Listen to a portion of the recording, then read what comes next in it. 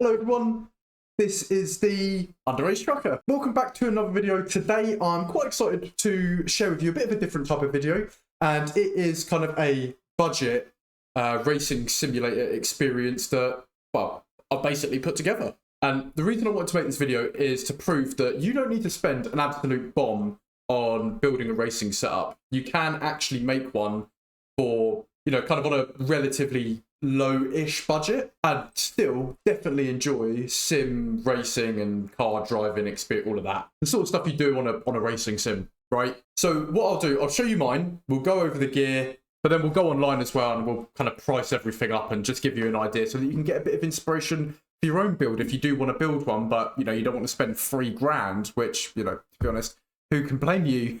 Let's go check it out. Right, okay, so here we are. So welcome to a little glimpse into my world, and this is my budget racing sim. And as you can see, it doesn't look dreadful, by any stretch of the imagination. It does actually look like a racing sim, which, is always nice. It is an aesthetically pleasing, bit of kit. So we'll start off with the steering wheel. This is a Thrustmaster T300. I think there is an RS. I don't know what that is, and I don't even know if mine is an RS myself. But this is a pretty solid steering wheel. It is a budget steering wheel. It's not direct drive or anything like that. But for most people, it is a good upgrade over, your standard Logitech G920 and that sort of thing.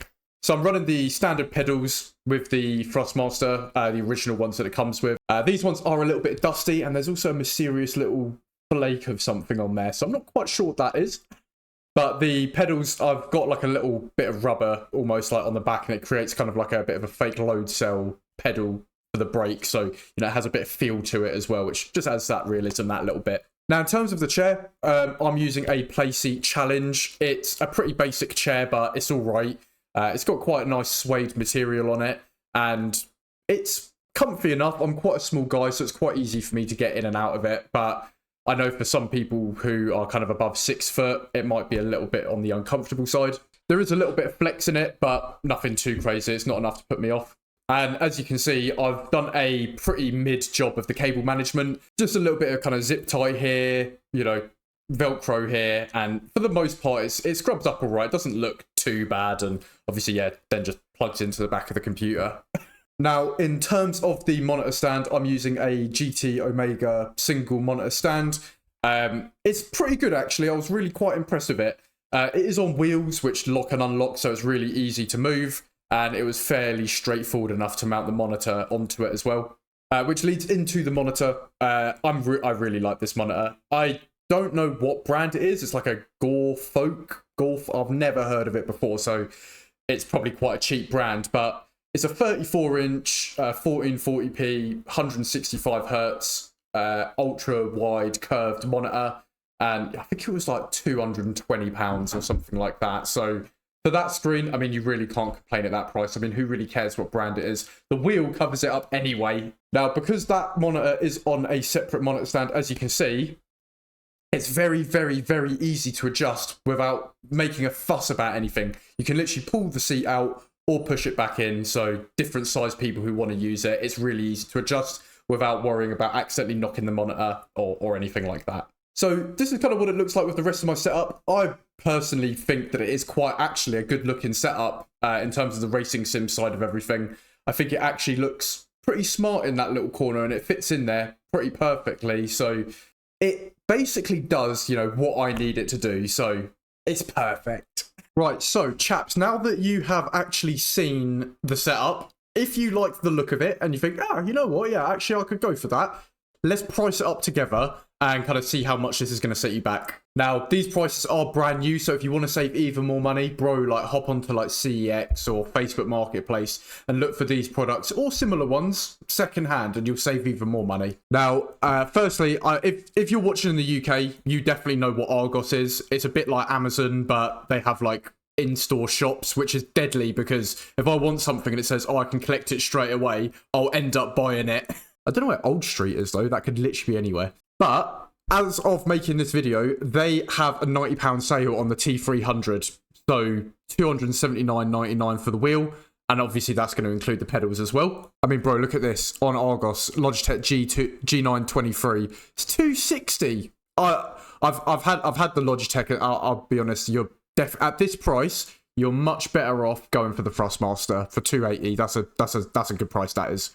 And again, on Argos, they've got a good price on the Playseat Challenge. It's 154.99, which really the only major upgrade you can go from this is building a whole kind of rig. And, oh, they're so expensive. This is the monitor that I bought. As you can see, I literally just purchased it a few days ago.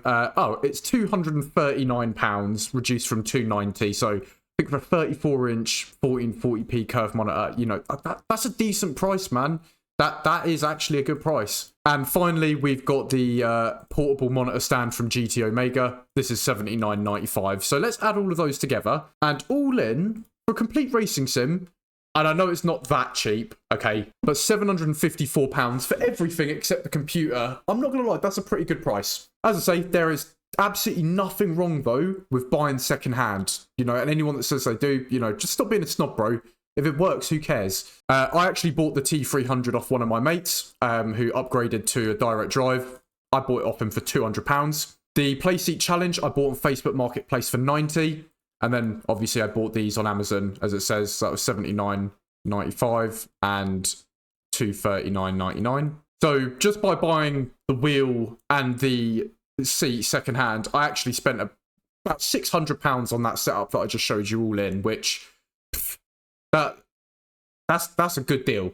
If you have a look at the cost of an actual sim cockpit, at a minimum, you'd really want this one. And if you stick a single monitor mount on there, the frame alone, not including the monitor, not including the wheel or pedals or chair, on its own is £661. And I've built an entire setup for the cost of that. Now, yes, obviously this is going to be so much better, and one day I'd love to buy a setup like this. But as I say, in the meantime, I don't do a huge amount of sim racing. It's just something to do every now and again. I didn't want to spend an absolute bomb on it. And I think to spend this sort of money on the entire setup, you know, who's going to say that's a bad deal? So, chaps, as I say, if you want to kind of copy this, but you want to save a bit of money, either go second hand or maybe go for a G920 or a 9.3 or whatever the Logitech equivalents are, rather than the Thrustmaster. But if you can get it for around this sort of price, or buy one of these second hand, that's probably what I'd go for. And again, I think you'll probably be quite hard struck to find a monitor stand like this on Marketplace or anything like that. But this is only £80, so it's not that big of an investment. Monitor you could probably buy second hand, but when the deal's this good,